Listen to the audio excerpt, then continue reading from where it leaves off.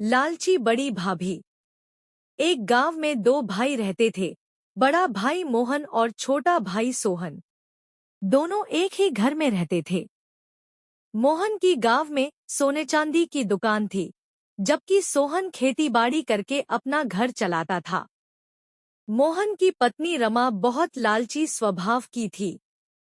उसे चाहे कितना भी पैसा मिल जाए, उसे हमेशा कम ही लगता था। सुबह होते ही वह शुरू हो जाती। सुनिए, सामने वाले शर्मा जी की पत्नी ने नया हार बनवाया है। मुझे भी चाहिए।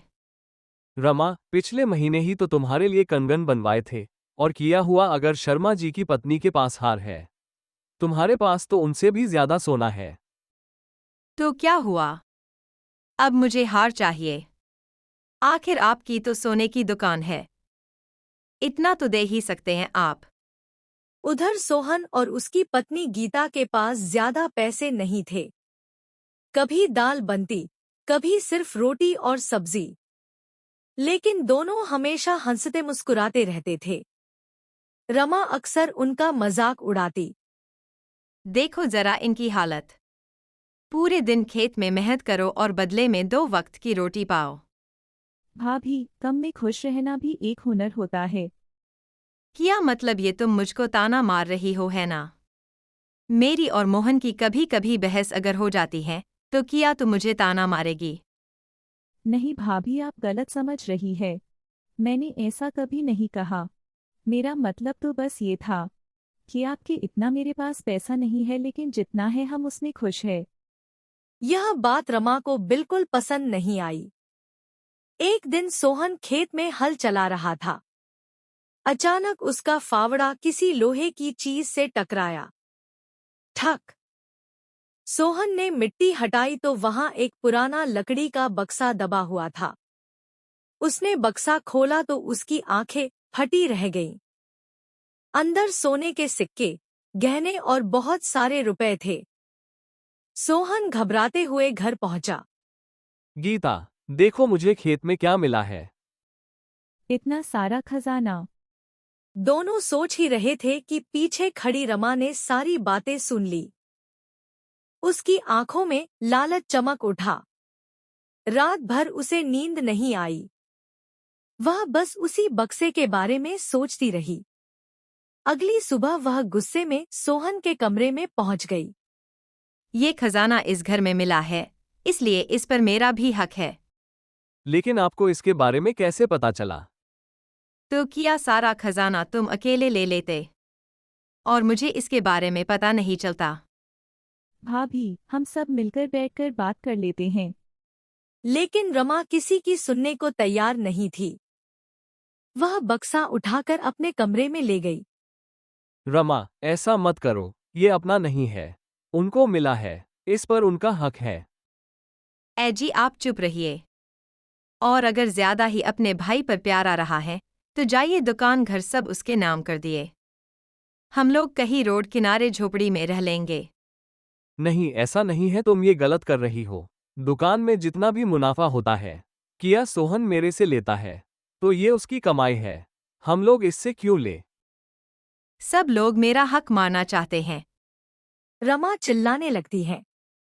घर में रोज झगड़े होने लगे। कुछ ही महीनों में रमा का लालच और बढ़ गया। पहले उसने नए गहने खरीदे, फिर महंगे कपड़े, फिर शहर से फर्नीचर मंगवाया। लेकिन उसकी इच्छाएं कभी खत्म नहीं हुईं। हर दिन कोई नई मांग, हर दिन कोई नया झगड़ा। मोहन अब बहुत परेशान रहने लगा था।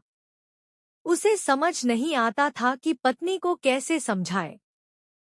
एक दिन रमा ने एक नई चाल चली।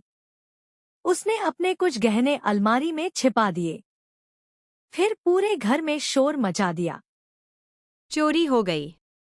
मेरे गहने चोरी हो गए। सभी लोग इकट्ठा हो गए। रमा ने सीधा गीता की तरफ उंगली उठाई। ये गहने इसी ने चुराए हैं। मैंने इसका खजाना लिया था, तो इसने मेरे से बदला लिया है चोरी करके। गीता के पैरों तले जमीन खिसक गई। भाभी, मैंने कुछ नहीं लिया। झूठ मत बोलो। तुम्हारी नज़र शुरू से हमारे पैसों पर थी। रमा लगातार झूठ बोलती रही और गीता अपनी सफाई देती रही। आखिरकार उसने इतना हंगामा किया कि गीता और सोहन को घर छोड़ने के लिए मजबूर होना पड़ा। गीता रो रही थी। सोहन चुप था। उन्हें समझ नहीं आ रहा था कि उन्होंने ऐसा क्या गुनाह किया था। लेकिन घर के एक कोने में खड़ा रमा का 10 साल का बेटा चिंटू सब देख रहा था। उसने अपनी माँ को खुद गहने छिपाते हुए देखा था। वह डर गया था, इसलिए कुछ नहीं बोला। लेकिन जब उसने अपनी चाची को रोते हुए घर छोड़ते देखा, तो उसका दिल भर आया। उस रात वह अपने पिता मोहन के पास गया। पापा, मुझे आपसे कुछ कहना है। क्या हुआ बेटा? चाची ने चोरी नहीं की। मोहन चौंक गया। तुम ये कैसे कह सकते हो? क्योंकि मैंने अपनी आंखों से देखा है।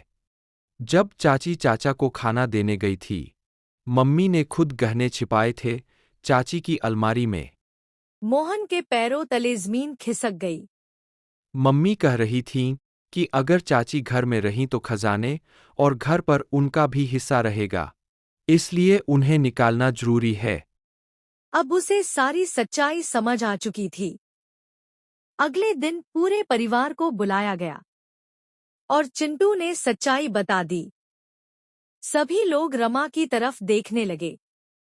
रमा का सिर शर्म से झुक गया। गीता निर्दोष साबित हो गई। मोहन ने तुरंत सोहन और गीता से माफी मांगी।